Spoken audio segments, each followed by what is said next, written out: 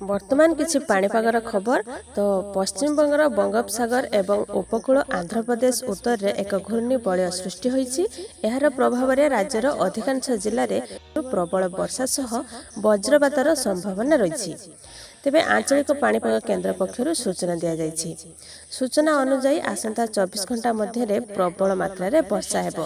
तेबे केउ सब जिला को वर्षा हेबो वीडियो को लास्ट पर्यंत देखंतु। आपनक जिला भी थाई पारे। आ वीडियो गुटे लाइक कर दियंतु। आ चैनल को सब्सक्राइब करी पाखर आस्तुबा घंटी चिन्ह को दबे दियंतु।